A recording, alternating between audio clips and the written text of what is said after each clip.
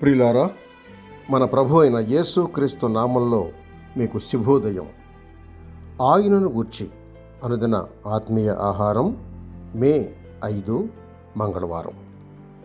నేటి మన ధ్యాన లేఖనం యోహాను సువార్త 4వ అధ్యాయం 9వ వచనం.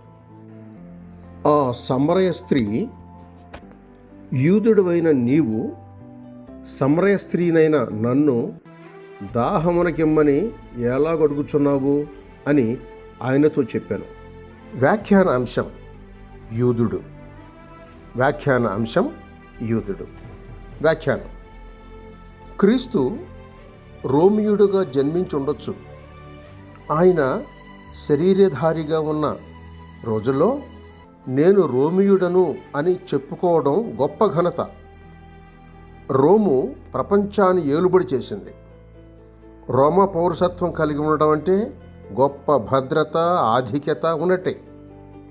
క్రీస్తు గ్రీకు వంశంలోనైనా జన్మించి ఉంటే ప్రపంచానికి గొప్ప సాహిత్యాన్ని, కళలని వారసత్వంగా అందించిన జాతికి చెంది ఉండేవాడు. వాస్తవానికి రోము గ్రీకును జయించిన గ్రీకు భాష మాత్రం ప్రపంచ భాషగా గుర్తించబడింది. అయినప్పటికీ క్రీస్తు గ్రీకు వారి ఘనతను కానీ రోము వారి గొప్పతనాన్ని కానీ కోరుకోక ప్రపంచంలో ఘోరంగా అణిచివేయబడిన యూదు జాతిలో పుట్టడానికి ఇష్టపడ్డాడు. సమరయ స్త్రీతో బావి దగ్గర యేసుక్రీస్తు మాట్లాడినప్పుడు సమరయులకు యూదులకు మధ్య ఉన్న సాంఘిక అంతరాన్ని జ్ఞాపకం చేస్తూ, నీవు యూదుడు కదా, సమరయులతో సాంగత్యం చేయరు కదా అని మాట్లాడటం చూస్తున్నాం. సెమిటిక్ జాతి అంటే అరబిక్, హీబ్రూ, అరామిక్ భాషలు మాట్లాడే ఆ జాతి వారి మీద వ్యతిరేక భావన నేటికీ సమసిపోలేదు. ఈ జాతి వైరం నేటికి కొనసాగుతూనే ఉంది.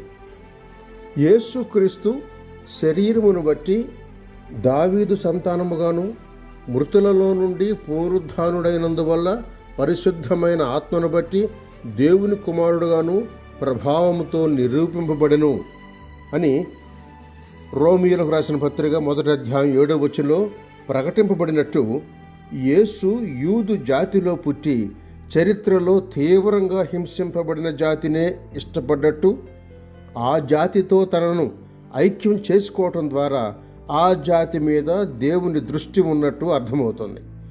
యూదు జాతి దేవుడు ఏర్పరచుకున్న జాతి, దేవుడు ఆశీర్వదించిన జాతి అని పాత నిబంధనలోని వాగ్దానాలన్నీ, మెస్సయ దీవెనలన్నీ మానవ జాతికి ఆ జాతి ద్వారానే విస్తరించాయని పరిశుద్ధ గ్రంథంలో అనేక చోట్ల మనం చూస్తాం. మన పరలోకపు తండ్రి ఎంతో అమూల్యమైన జీవవాక్యాన్ని లోకానికి పరిచయం చేసిన యూదు జాతి క్షేమం కోసం ప్రార్థనలో ఎత్తుపట్టుకుందాం.